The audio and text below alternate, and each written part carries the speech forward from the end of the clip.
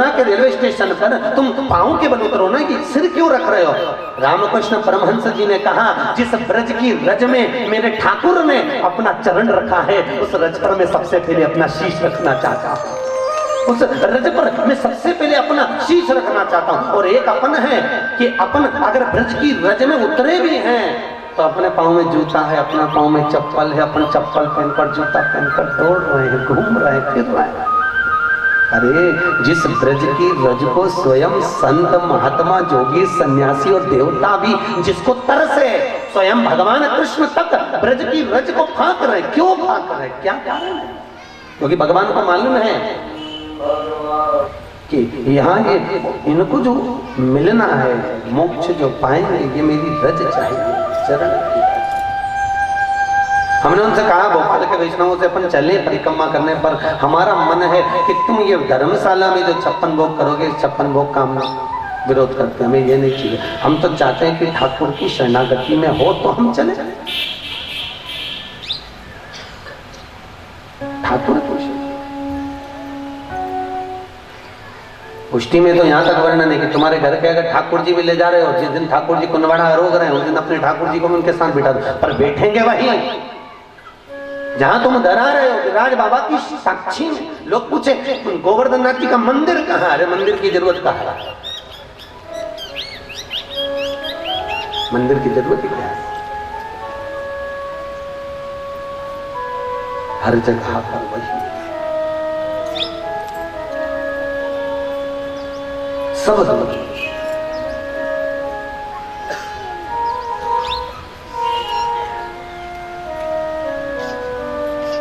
गोवर्धन गिरधारी रे, सुध लेना हमारी।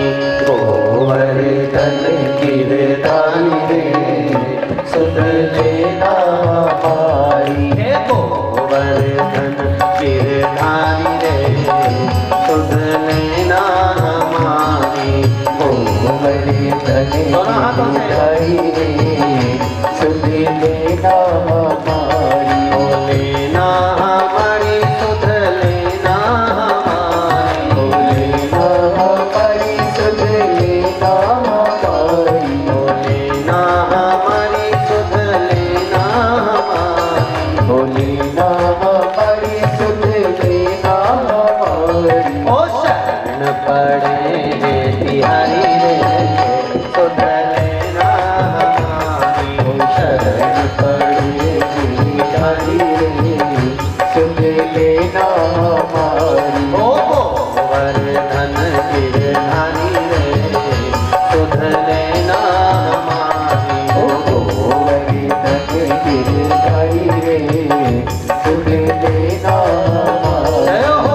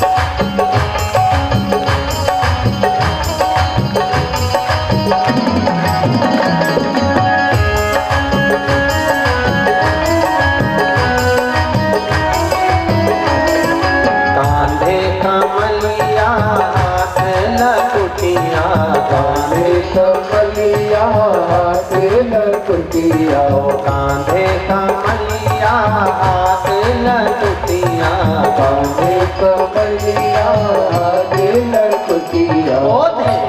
चरावे गिरधारी रे सुध लेना हमारी, चरावे गिरधारी रे सुध लेना हमारी। गोवर्धन गिरधारी रे सुध लेना हमारी, गोवर्धन गिरधारी रे सुध लेना हमारी।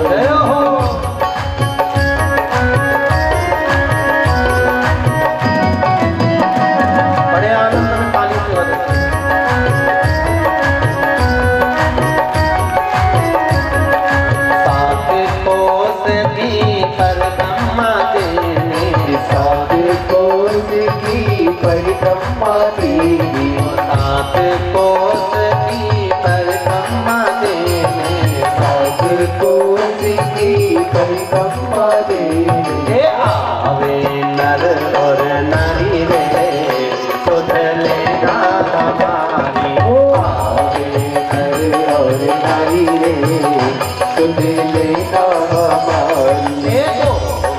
गोवर्धन गिरधारी रे सुध लेना हमारी, गोवर्धन गिरधारी रे सुध लेना हमारी। ओ शरण पड़े बिहारी रे सुध लेना हमारी, शरण पड़े गिरधारी रे सुध लेना हमारी। परमात्मा की शरणागति में केवल ये नहीं है कि मंदिर में भगवान है भाई, जहाँ कहाँ भगवान गोवर्धन नाथ जी की अगर परिक्रमा पर जा रहे हो तो पूरा 21 किलोमीटर में हर जगह वही विराजा है, हर जगह।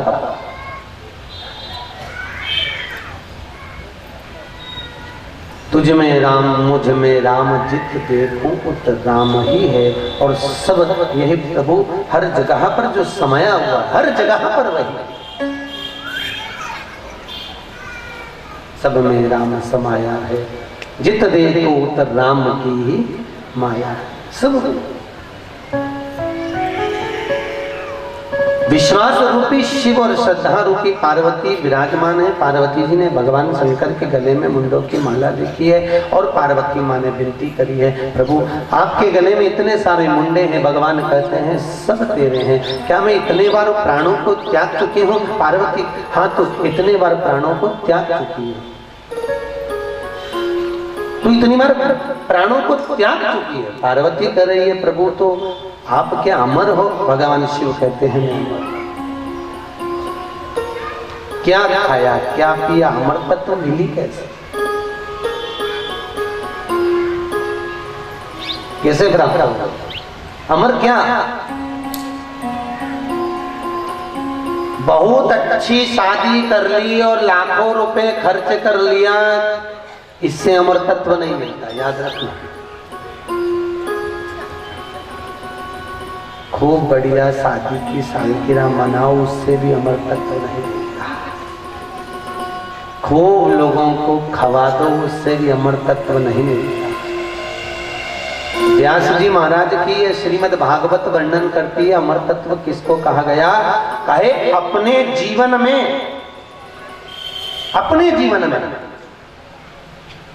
एक बार भी अगर जीवन में श्रीमद् भागवत कथा करवा ली तो वो लोग जितनी बार भी गांव में नगर में 50 शादी होगी, उस शादी को याद नहीं करेंगे, भूल जाएंगे 4 दिन 8 दिन 15 दिन में। पर जीवन में एक बार श्रीमद् भागवत कथा करवा ली तो जब भी नगर में भागवत कथा होती है, सालों साल जिंदगी भर भी अगर होती है तो बात निकलती है कि भागवत कथा हुई थी, हमने श्रवण करी थी, और ये गिनती में आती है। श्रीमद् भागवत अमर तत्व प्रदान करती है, अमरता देती है।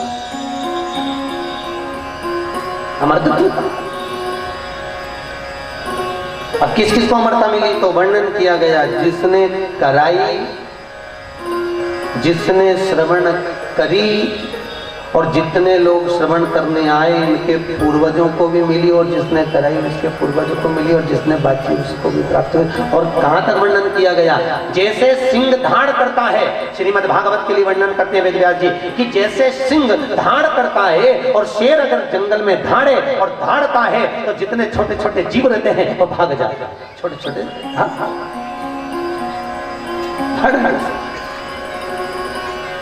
उसी तरह श्रीमद् भागवत की जब गर्जना होती है तो जितने भी आस पास में काम, लोभ, विषय वासना, लोभ, अहंकार, तृष्णा जो कुछ भी है वो तो भागता ही है। साथ में जितने भी कानों में ये शब्द पहुंचता है, भले एक क्षण का क्यों ना पहुंचे, उससे उद्धार होता।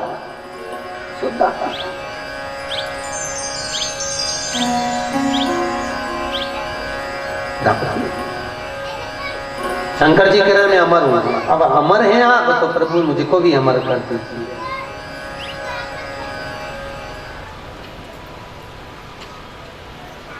मैं भी अमर होना चाहता। पार्वती बहुत प्रयास करा, तेरे को जितनी बार पृथ्वी पर तेरा अवतार हुआ है, जितनी बार तो मृत्यु लोक पर अवतरित हुई है। ये पार्वती का अवतार कौन से नंबर का है? शिव महापुराण को उठाओ, नर्मदा पुराण को उठाओ तो शिव महापुराण में वर्णन किया गया 52वें नंबर का अवतार है माता पार्वती। 52 कौन से नंबर का? 52। इससे पहले उमा बनकर, सती बनकर, कात्यायनी बनकर, चंद्रघंटा बनकर, कुष्मांडा बनकर पहले अवतरित हो चुकी है। 52वें नंबर का अवतार है माता पार्वती का। तो पार्वती से भगवान करें जितनी बार तेरा अवतार हुआ तो 51 अवतार तक भी मैंने तुझे कथा सुनाने की चेष्टा करी, अमर तत्व देने की चेष्टा करी, क्योंकि तू मेरी धर्म पत्नी है और धर्म पत्नी है इसलिए मैं तुझे अमर करना चाहता था। पर क्या करूं, एक बार जो तेरा 51वां अवतार था जब तू सती बनकर आई तो मैं तुझे कुंभज ऋषि के आश्रम में लेकर गया। ये रामचरितमानस का थी। एक बार त्रेता युग माही शंभु गए कुंभज ऋषि। एक बार मैं तुझे कुंभज बाबा के आश्रम में लेकर गया, और कुंभज ऋषि के आश्रम में जब लेकर गया तुझे कथा सुनाने के लिए लेकर गया, इतने में कुंभज ऋषि ने, अगस्त ऋषि ने उठकर प्रणाम कर लिया। तो तेरे मन में आया कि ये कथा वाचने वाला जब हमें प्रणाम कर रहा है, ये कथा सुनाने वाला जब हमको प्रणाम कर रहा है, ये व्यास वक्ता जब खुद हमको प्रणाम कर रहा है तो ये कथा क्या सुनाएगा? तेरे मन में अहंकार आ गया, अभिमान आ गया। कथा करने वाला कथा सुनने वाले को प्रणाम करता है पार्वती, उसका फर्ज है। क्यों करता है? क्योंकि कथा वाचने वाला और कथा सुनने वाला, कथा वाचने वाला कथा सुनने वाले को प्रणाम करेगा, क्योंकि कथा वाचने वाला बड़ा होता है कि कथा सुनने वाला बड़ा बड़ा? जम के बोलो, सुनने वाला बड़ा होता है। वाचने वाला तो आया है तो 3 घंटा वाचेगा, सुनने वाले के पास कितना काम काज, दुकान धंधा पानी देखो सब बंद कर बुरा के बैठे हैं, कितना करो है? सारा घर परिवार बच्चे सब छोड़ छुड़ा के 3 घंटा कथा में बैठे, बड़ा है कि नहीं काम? कथा वाचने वाले से बड़ा होता है कथा सुनने वाला। और कथा वाचने वाला और सुनने वाला जो बैठता है वो जमीन पर बैठता है। जिसके पास बहुत सारी जमीन होती है इसे लोग जमींदार कहते हैं। तो आप सब तो जमींदार हो, और कथा वाचने वाला बेचारा चौकी पे बैठे तो वो चौकीदार। अब जमींदार बड़ा कि चौकीदार? जमींदार बड़ा है ना, तुम्हारी मर्जी, तुम तो जमींदार हो, बैठे तो बैठे, नहीं तो उठ के चले गए, कहीं पानी पिया, जमींदार की मर्जी, हेल लिया जेब में से मलता रहे, जमींदार है, कुछ भी कर सकता। चौकीदार तो बेचारा एक जैसा जो चढ़ के बैठा, जब तक पूरी चौकीदारी नहीं हो जाए उतर ही नहीं सही।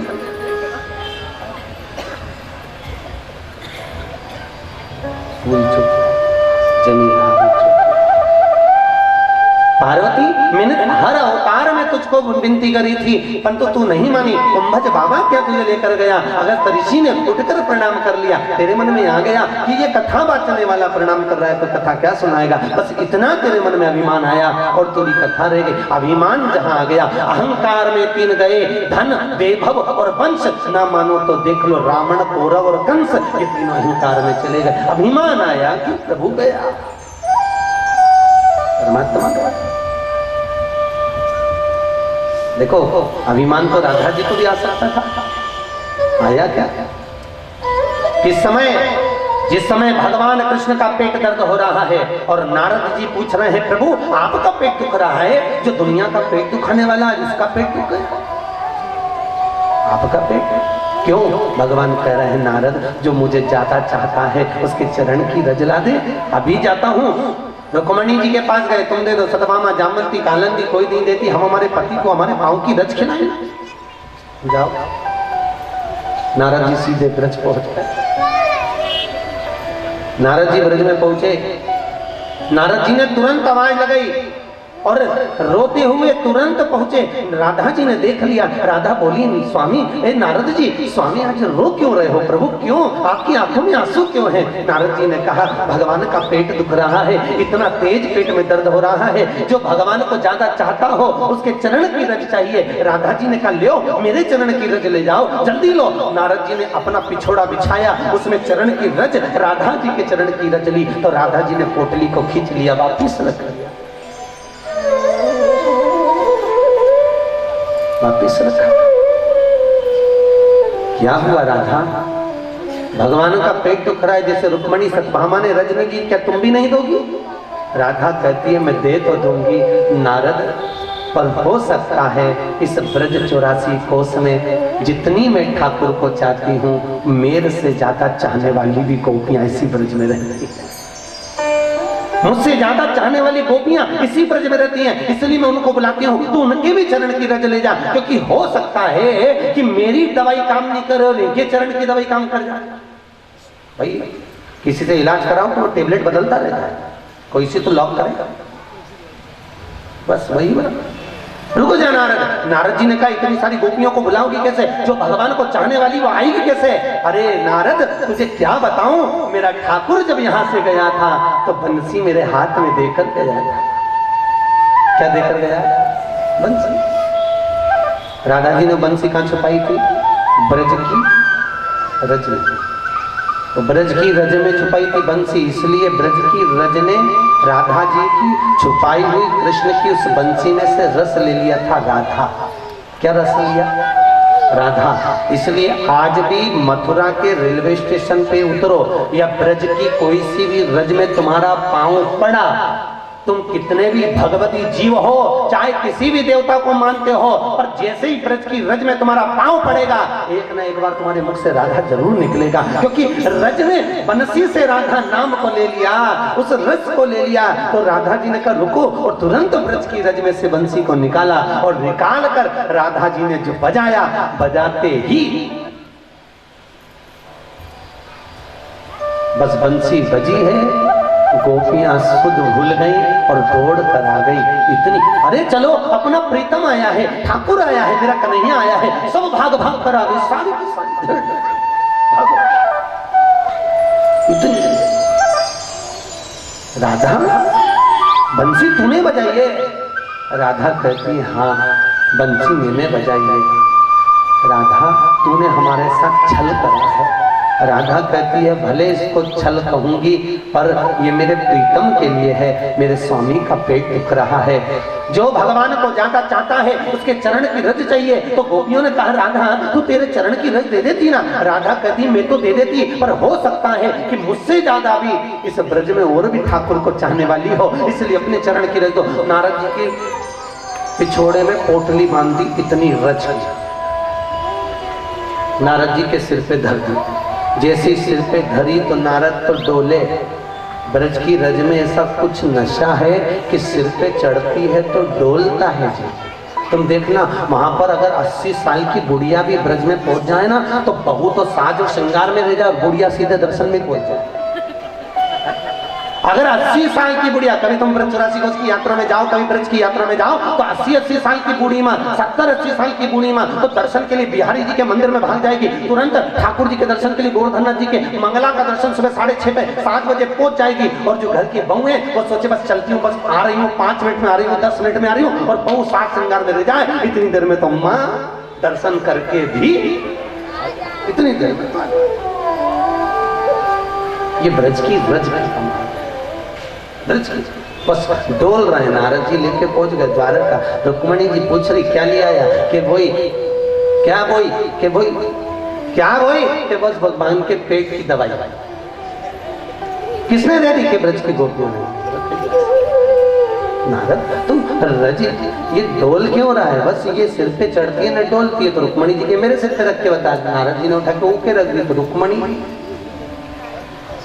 जो ब्रज में जाता है राधे राधे बोलता है और डोलता है, डोल रहा है, डोल रहा है। सिर पे पहुंच गए लेके द्वारिकाधीश के कक्ष में। भगवान लो, भगवान ने पूछा क्या लाया? कि पेट की दवाई। तो इतनी सारी क्यों लाया? कि जब जब दुखे तब तब खा लेना।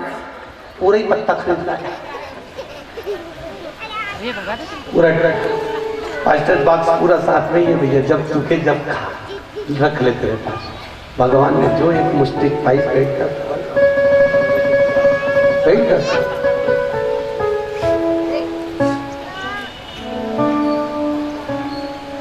राधा को, राधा चाहती तो ब्रज की रज दे देती, पर राधा जी को मालूम है मैंने ब्रज की रज दी, और रज देने के बाद यदि भगवान का पेट दर्द बंद हो गया तो मेरे मन में अहंकार आ जाएगा कि मेरे चरण की रज खाइए ठाकुर ने, इसलिए ठीक हो गया है। अब यहाँ इतने सारों की मिल गई तो किसका विश्वास? कौन था? तो इनका चला हनुमान जा।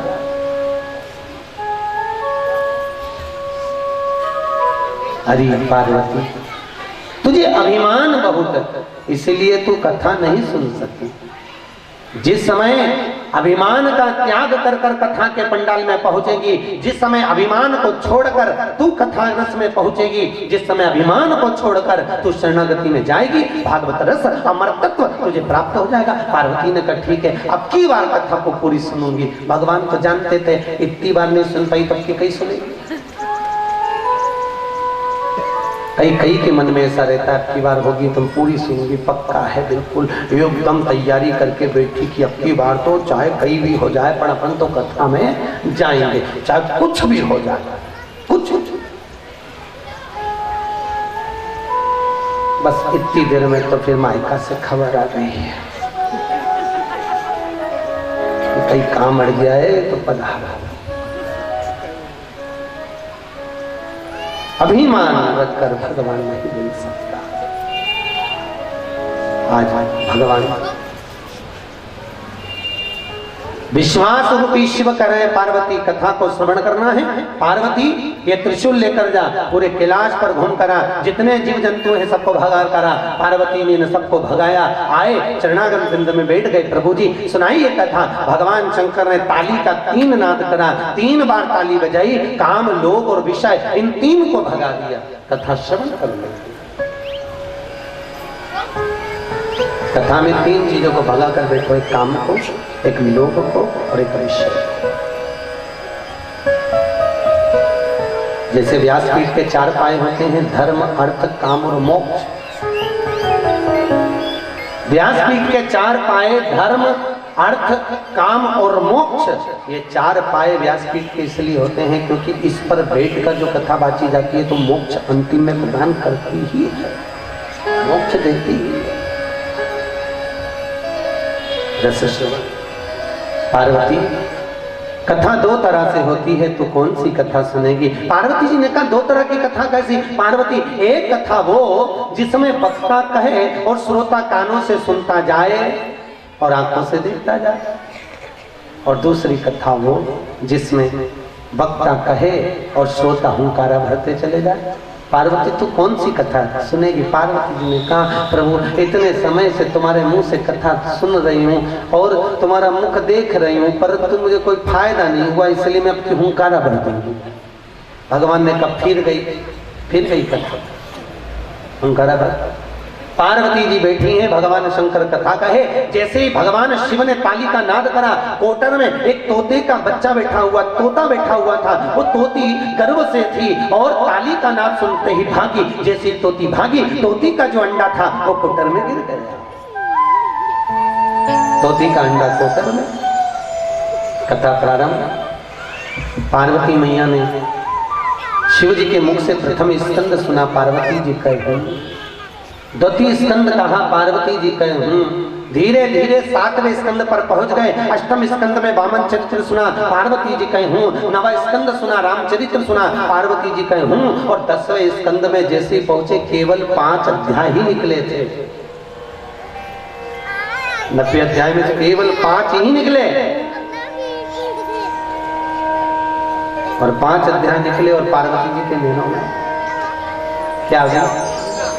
जब कैसे बोलो, निंद्रा। किसकी पत्नी? कुंभकर्ण की। कुंभकर्ण की 2 पत्नी थी। कितनी थी? 2। एक का नाम था निंद्रा देवी, एक का नाम था करकटी। क्या नाम था दूसरी का? करकटी। एक का नाम था निंद्रा और दूसरी का नाम था करकटी। करकटी का पुत्र था भीम, जिसने भगवान शिव से बैर करा, भगवान शंकर से बैर करा तो भगवान शंकर ने आकर उस भीम को मारा तो भगवान शंकर का नाम भीमा शंकर हो गया। 12 ज्योतिर्लिंग में ज्योतिर्लिंग कुंभकर्ण के बेटे के नाम से भीमा शंकर। निंद्रा समा गई पार्वती जी के नैनों में। निंद्रा समाई, पार्वती जी हुंकारा भरना बंद करी। तोते का जो अंडा पड़ा था उस अंडे में से तोते का बच्चा बाहर निकल गया और तोते के बच्चे ने सोचा मैंने इतनी सारी कथा सुनी, क्यों ना 2 स्कंद और बच्चे हैं, मैं हुंकारा भर दूं। तोते के बच्चे ने हुंकारा भरना प्रारंभ करा और 10वां स्कंद हुआ, 11वां स्कंद हुआ। जैसे ही 12वां स्कंद पूर्ण हुआ भगवान शंकर बोले बोल भागवत महापुराण की। अच्छी जमके तो बोलो, बोल भागवत महापुराण की। जैसे जय घोष करा और पार्वती जी की निंद्रा छूटी। पार्वती जी की निंद्रा छूटी तो पार्वती जी ने पूछा क्यों महाराज, कथा हो गई क्या? ऐसे ही होता है, जब आखिरी में कथा हो जाए और प्रसाद लेके जाओ तो पड़ोसन पूछती है क्यों आज की हो गई क्या? समझ लेना सो के उठी है, अभी उठी है। क्यों प्रभु कथा हो गई क्या? भगवान ने कहा हो गई। तू क्या सो रही थी? अब पार्वती के में सो रही थी तो शिव जी को गुस्सा आ जाए। पार्वती के सो थोड़ी ना रही थी तो क्या कर रही थी? पार्वती ने कहा प्रथम स्कंद सुना, दूसरा सुना, तीसरा सुना, चौथा सुना, 5वां सुना, 6वां सुना, 7वां सुना, 8वां सुना, 9वां सुना और 10वां केवल 5 अध्याय सुने। इसके बाद मेरा मन भगवान के साथ रास करने ब्रज में चले गया। भगवान ने सोचा पक्की झूठ बोल रही बेटी, यहाँ है, चित्त वहां पहुंच गए।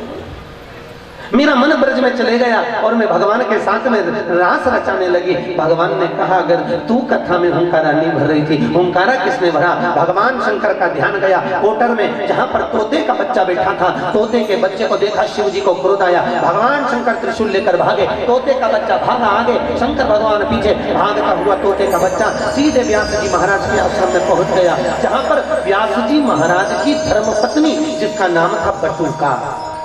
क्या नाम है? लोग उसे बटुका भी कहते हैं और बिट्ठी का भी कहते हैं। अगर कोई कथाकार बिट्ठी का कहे तो भी बटुका ही समझ नाम है। व्यास जी महाराज की धर्मपत्नी बटुका छत पर खड़ी थी, इसको जमाई आ रही थी। तोते के बच्चे ने सोचा कहां जाकर छुपूं, इतने में इसने मुंह को फाड़ा। तोते का बच्चा मुख में प्रवेश कर गया और बटुका के गर्भ में जाकर बैठ गया। बटुका शंकर भगवान ने देख लिया, व्यास जी के पास आए। मेरी एक विनती है। व्यास जी ने पूछा बोलो भोलेनाथ क्या विनती? तुम्हारी पत्नी हमारी दुश्मन है। व्यास जी ने कहा पत्नी हमारी और दुश्मन तुम्हारी,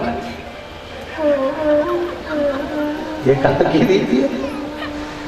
कहा हम अपनी धर्म पत्नी को अमर कथा सुना रहे थे, तोते के बच्चे ने सुन लिया और तोते का बच्चा तुम्हारी पत्नी के मुख से प्रवेश करके गर्भ में बैठ गया। उसको मारने के लिए तुम्हारी पत्नी को मारना पड़ेगा। पत्नी प्रभु, अगर उस तोते के बच्चे ने जब अमर कथा सुन ली तो वो तो हो गया अमर, अब कोई मरने वाला है क्या?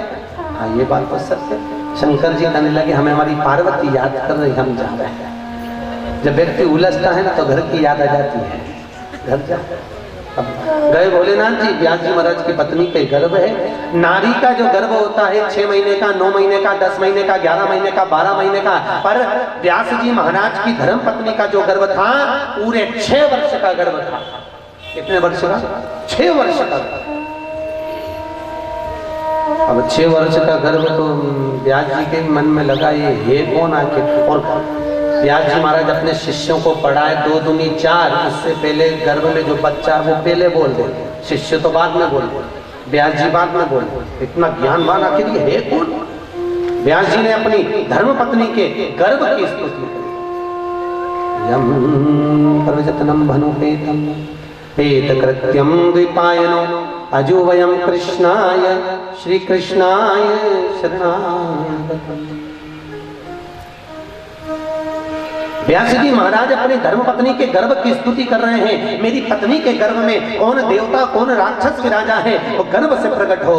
तभी पुत्रेति तन्मय तनया तनो विनीतोस्तवम श्री कृष्णाय शरणागतम श्री कृष्णाय शरणागतम। उसी समय पर व्यास जी महाराज की धर्म पत्नी बटुका के गर्भ से श्री सुखदेव जी महाराज प्रकट हो गए। देवताओं ने पुष्पों की वृष्टि करी, गंधर्व गान करे, अप्सरा नृत्य करती है। बोल सुखदेव जी महाराज की।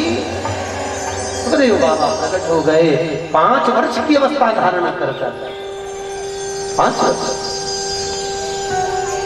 सुखदेव नाम क्यों पड़ा? क्योंकि तोते के बच्चे को कहते हैं शुक। क्या कहते हैं? शुक। और व्यास जी महाराज की पत्नी के गर्भ से जन्मा, इसलिए कहलाया देव। दोनों को मिला दो तो हो गया शुक्र। दोनों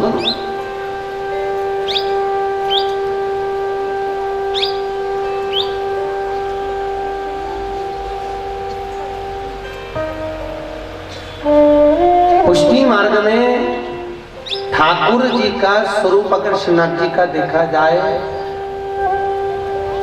तो श्रीनाथ जी के मस्तक पर सुखदेव जी विराजा है। देखा है आपने? किस किसने देखा है? हाथ उठाओ, करें दर्शन। सुखदेव जी विराज रहे। श्रीनाथ जी की अगर मंगला का आप दर्शन करेंगे तो मंगला चित्र में आप देखेंगे तो श्री जी बाबा के ठीक मस्तक पर सुखदेव जी का छत्र है, तोते का छत्र है। और नासिका पे क्या है श्रीनाथ जी के? क्या लगी है? नक बैसर। बैसर का मतलब जानते हो? नाक मतलब बैकुंठ। पुष्टि में नाक को बैकुंठ कहा गया। और बैसर, बैसर मतलब अहंकार से विहीन। बेसर, सर मतलब जिसका अहंकार ही नहीं है, अभिमान ही नहीं है। ठाकुर जी की नासिका मतलब बैकुंठ, बैकुंठ पर बैसर मतलब जिसके अहंकार नहीं है वो बैकुंठ तक पहुंच गया। और ये बेसर किसके जैसी लगती है? कभी आप ध्यान लगाकर देखोगे ना, बेसर किसके जैसी लगेगी? तोते जैसी। अरे बोलो तो, लगती कि नहीं लगती?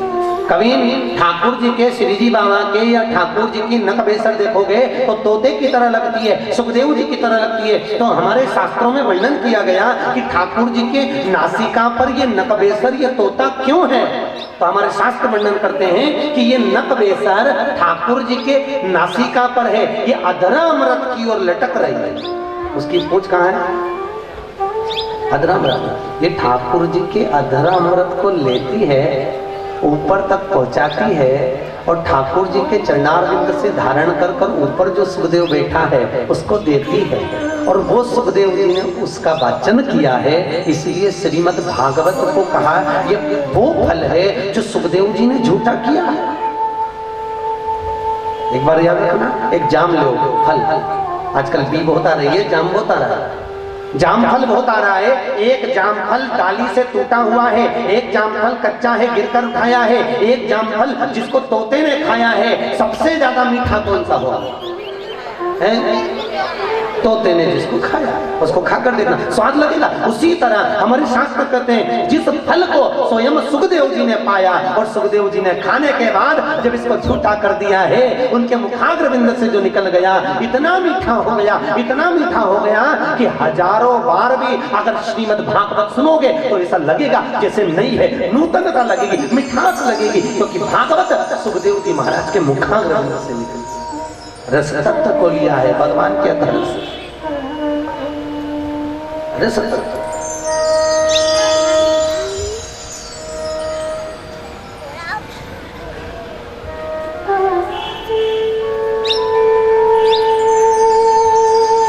जैसे भगवान कृष्ण का एक नाम मुरारी पड़ा, काय के लिए पड़ा? उन्होंने बंसी बजाई इसलिए, पर पुष्टि मार्ग में बंसी का यहाँ वर्णन नहीं आया कि बंसी बजाई इसलिए मुरारी पड़ा। भगवान का मुरारी नाम इसलिए पड़ा क्योंकि एक मुरा नाम की घास से एक राक्षस का संहार करा था। उस मुरा नाम की राक्षस को मारा है मुरा नाम की घास से, इसलिए भगवान का नाम मुरारी पड़ा। बंसी रखने से, वेणुनाद करने से मुरारी शब्द नहीं पड़ा। उसका नाम तो फिर बंसीधर होना था, वेणुनाथ जी होना था, पर मुरारी इसलिए पड़ा क्योंकि उसने एक मुरा नाम की घास को उठाकर केवल फेंका था और वो राक्षस का संहार कर दिया था। तो उस राक्षस ने ठाकुर जी से कहा था कि मैं तो देवयोग, मैं तो आपके हाथ से मरना चाहता था, परंतु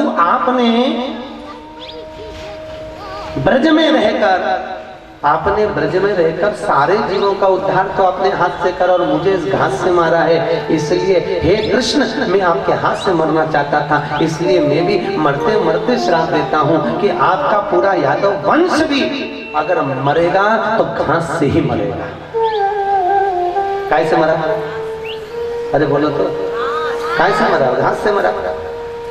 मूसल का चूरा प्रवाहित करा, समुद्र में गया, समुद्र के किनारे लग गया, उससे घास उत्पन्न हो गई। उस घास ने एक दूसरे को तलवार का काम करा और सारा यादव वंश नष्ट हो गया। केवल एक घास, केवल। मैं तो आपके हाथ से मरना चाहता था।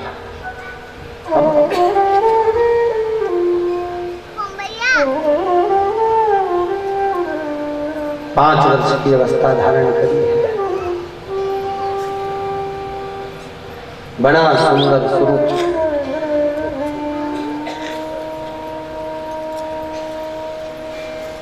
सुखदेव जी महाराज प्रकट हुए, वन की ओर गए, 5 वर्ष की अवस्था धारण कर जब वन में पहुंचे हैं, व्यास जी पीछे पीछे गए, रुकते नहीं।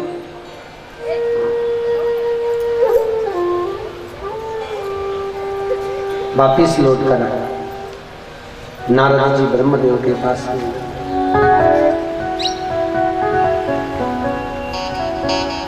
परीक्षितम कथम वक्तु संभाय संस्थितेषु के श्री कृष्णाय शरणागतम, श्री कृष्णाय शरणागतम।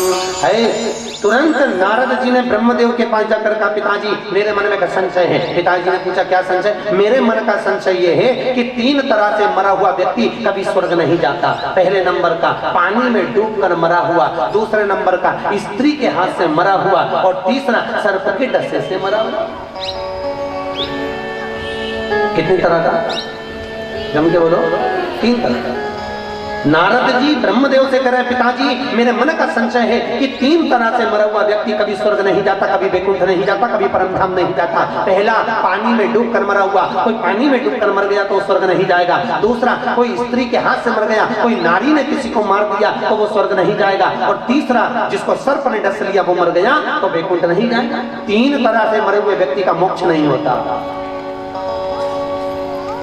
तो मेरा संशय, ब्रह्मा जी ने पूछा संशय क्या? नारद जी कहना संशय मेरा यह है कि जब 3 तरह से मरे हुए व्यक्ति को स्वर्ग नहीं है, वैकुंठ नहीं है, परमधाम नहीं है, तो परीक्षित को तो सर्प ने डसा। किसने डसा? सर्प ने। धुंधकारी को पत्नी ने मारा, 5 वेश्याओं ने। चरित्र देखिए है? परीक्षित को सर्प ने डसा और धुंधकारी को वैश्याओं ने मारा, तो फिर इनको परम धाम कैसे मिल गया? ब्रह्मा जी ने कहा इन्होंने एकाग्र चित्त, एकाग्र मन और एकाग्र ध्यान से श्रीमद् भागवत कथा श्रवण करी है। इसलिए हमारे शास्त्रों में धुंधकारी का वर्णन आता है कि धुंधकारी ने एकाग्र चित्त से श्रवण करी और वैश्या ने मारा है, देखो इसको नरक दिया। वैश्या जब मार रही है, नारी जब मार रही तो नरक।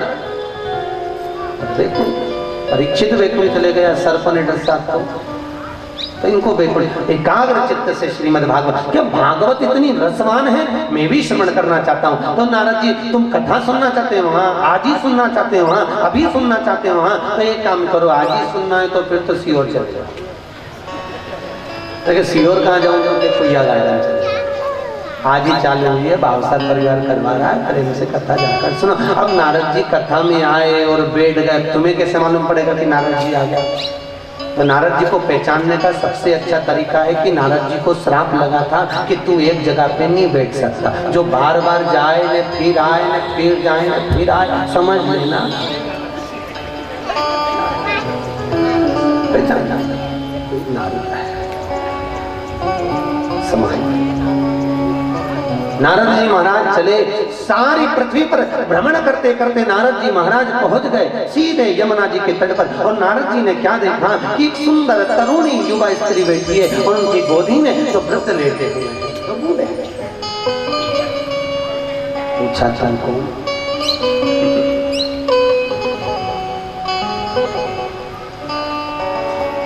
अहम नामस्य भक्तिमान् तस्य ज्ञान वैराग्य पुत्रस्य। मेरा नाम भक्ति है, भक्ति, हाँ, ये मेरे पुत्र हैं ज्ञान और वैराग्य। नारद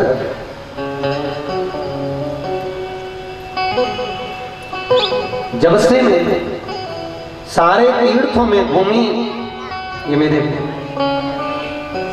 बच्चे जो है ना ये जवान बने रहे और मैं बूढ़ी बनी रही। फिर जब से मैं वृंदावन आई हूं ना, जब से मैं वृंदावन आई हूं तब से मैं तो जवान हो गई, मेरे बच्चे बूढ़े हो गए। ये ब्रज की रज का चमत्कार है, सब बूढ़े भी जवान हो जाते हैं।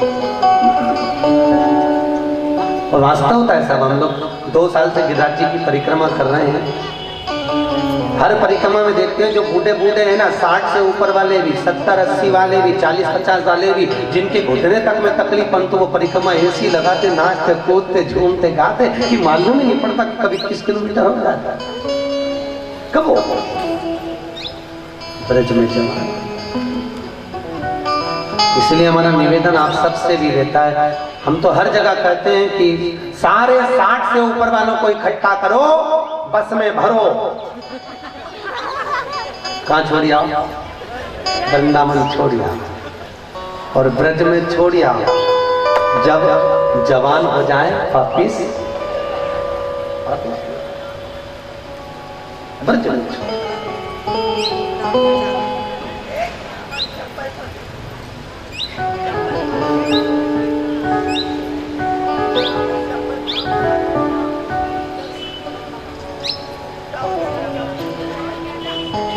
कई वैष्णव लोग कहते हैं गुरुजी ये मथुरा में रुको ना तो वृंदावन पास पड़ता है, मथुरा में रुको तो गोवर्धन पास पड़ता है, मथुरा में रुको तो बरसाना पास पड़ता है, मथुरा में रुको तो गोकुल नंदगांव पास पड़ता है, आप गोवर्धन जी ले जाके क्यों रुकाते हो? हमने कहा भैया मथुरा पुरी में आता है। काय में आता है? अरे जम के तो बोलो पुरी।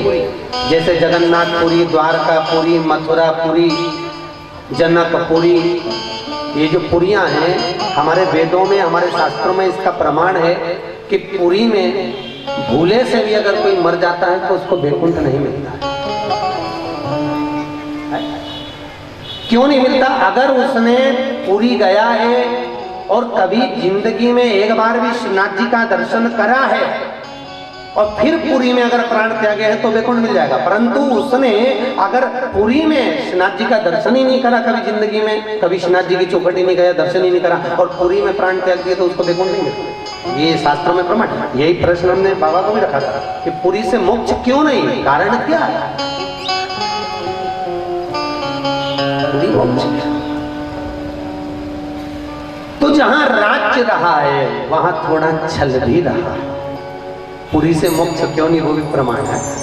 जहां थोड़ा राज्य रहा है वहां छल रहा है और छल होने के कारणवश भगवान वहां पर रहना पसंद नहीं करे, इसलिए उसको छोड़ छोड़ कर करें। हमें नहीं देना पुरी से मोक्ष। तो इसलिए हम गिरिराज जी में यात्रा रखते हैं कि गिरिराज जी में रहो, यहीं से आनंद पाओ, यहीं का सुख लो, यहीं का आनंद करो, यहीं का सुख।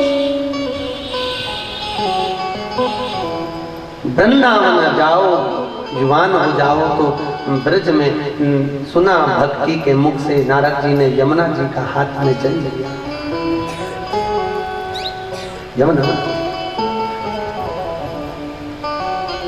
हे यमुना मैया, श्री यमुने हमारी सुध लेना, भुलाए नहीं देना विनय तुमसे बार बार। है यमुना मैया ऐसी कृपा करो कि ये जो ज्ञान और वैराग्य पड़े हैं इनको मूर्छा छूट जाए और जुबान हो जाए। यमुना जी हरि खम्मा मारी हरि खम्मा मारी यमुना माँ झांकी अलबेली। हरि खम्मा मारी यमुना माँ झांकी अलबेली। हरि खम्मा मारी ओ खम्मा मारी यमुना माँ झांकी अलबेली। हरि खम्मा मारी यमुना माँ झांकी अलबेली। दोनों हाथों से ताली बजाते हुए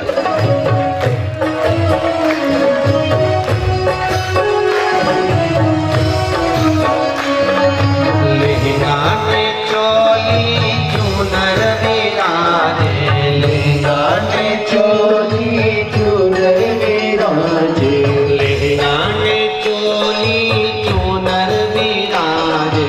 लहंगा में चोली चुनर बिराजे।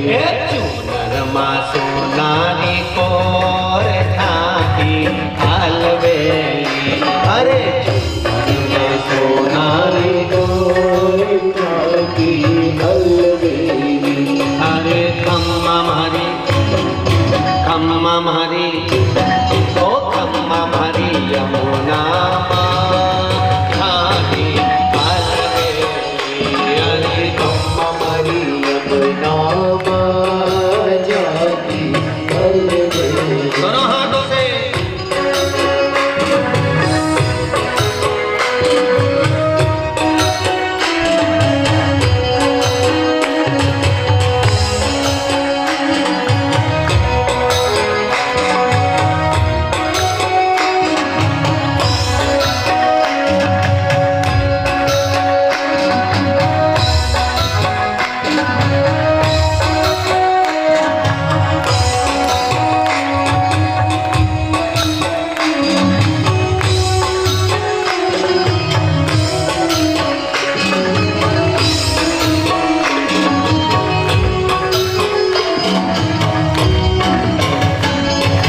चूड़ाने चूड़ी पायल विराजे।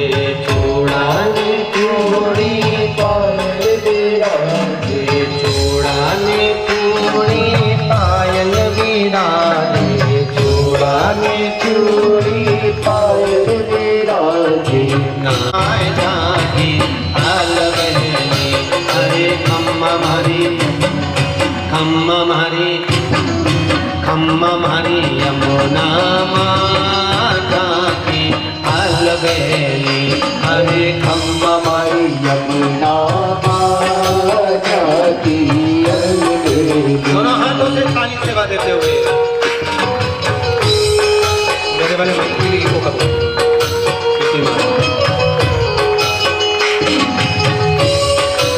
जय हो।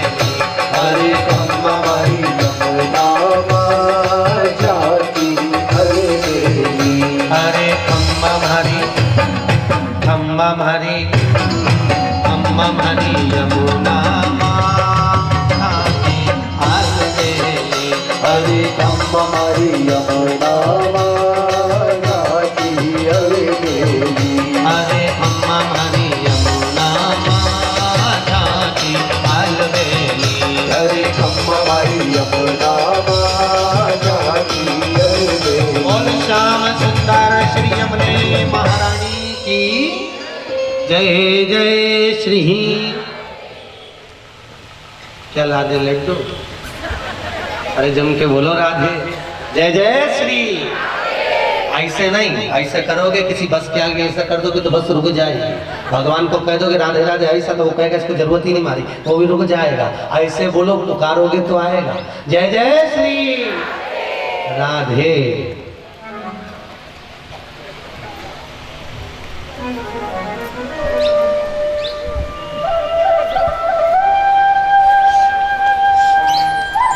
यमुना जी ने ज्ञान और वैराग्य को जगा दिया।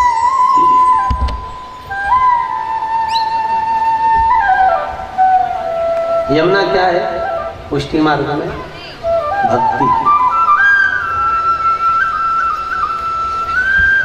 3 भक्ति है और तीनों पृथ्वी से प्रगति है। कितनी है? 3 और तीनों पृथ्वी से प्रगति है। पहले नंबर पर गोदा तुलसी के क्यारे से प्रगति। दूसरे नंबर पर यमुना कालिंदी पर्वत से प्रगति और तीसरे नंबर पर सीता पृथ्वी से। 3 भक्ति और तीनों पृथ्वी से प्रगति। पृथ्वी से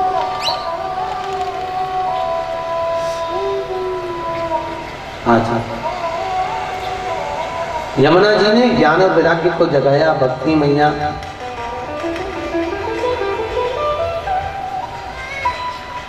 आनंद करने वाली।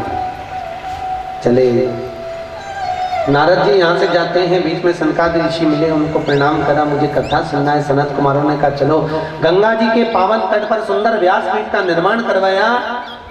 श्रीमद् भागवत प्रारंभ करें। नारद जी श्रवण करने के लिए बैठे। सारे देवी देवता, सारे संत महात्मा, जोगी, सन्यासी, तपस्वी, साधक, उपासक सबको बुलाया।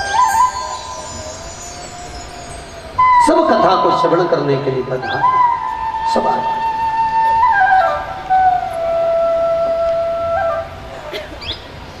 नारद जी पूछे कथा सुनने का कैसे सुनना चाहिए, कहाँ बैठना चाहिए।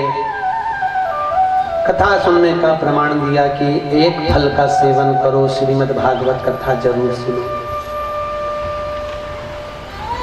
नहीं बने तो एक समय फलहार करो। फलहार मतलब जाने? फलहार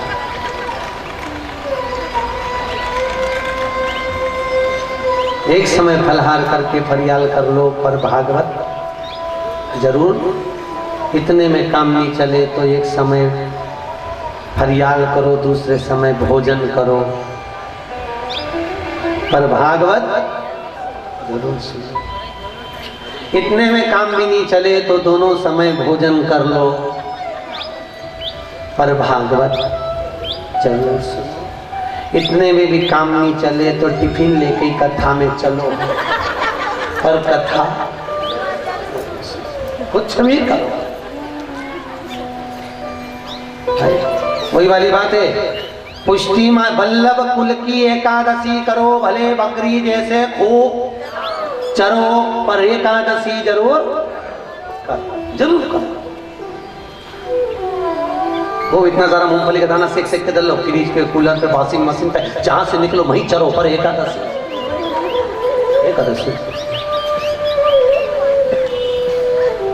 करना चाहिए।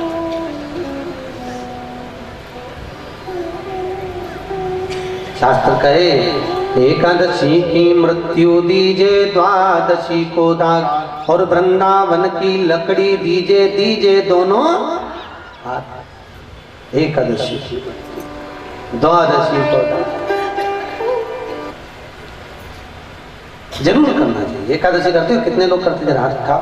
अब तो थोड़े ज्यादा हो गए करने वाले हैं। करना चाहिए, जरूर करो, करना चाहिए, और परंतु मुख उतार के एकादशी मत करो। कभी भी कोई सा भी व्रत करो ना, तुम लोगों के आदत है थोड़ा सा व्रत करते हो ना तो जिस दिन मुंह उतर जाता है। एक बात सोचो जरा, जो फल बहुत अच्छा होता है ना वो भगवान को दिया जाता है, जो मिश्री अच्छी होगी वो भगवान को दोगे, जो रबड़ी अच्छी बनी होगी वो भगवान को दोगे। और मालूम पड़े केला लाए और केला ऐसा पिचका हुआ है, बेकार सा है, काला पड़ गया, दोगे?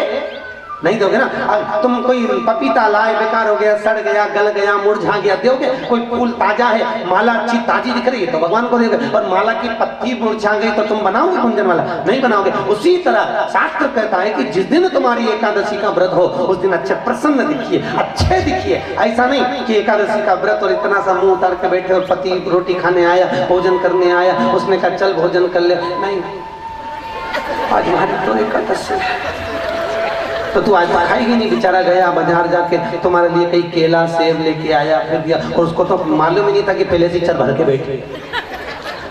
क्या मालूम? फिर रात को भोजन करने बैठे, तू तो नहीं खाई, आज हमारी एकादशी। आवाज ही नहीं निकल रही, भाई से निकल जाती पर एकादशी है ना। अब बताओ तुम्हारा मुंह इतना उतरा हुआ होगा, ऐसे छोटे मुंह से तुम भगवान को रिझाओगी, भगवान तुम्हें ग्रहण करेगा? ईमानदारी से बोलो, नहीं। एकादशी का मतलब 5 कर्मेंद्री, 5 ज्ञानेंद्रिय और 1 मन, ये 11 इंद्रियों को जिसने बस में कर लिया उसकी एकादशी पूर्ण हो गई। एकादशी पूर्ण।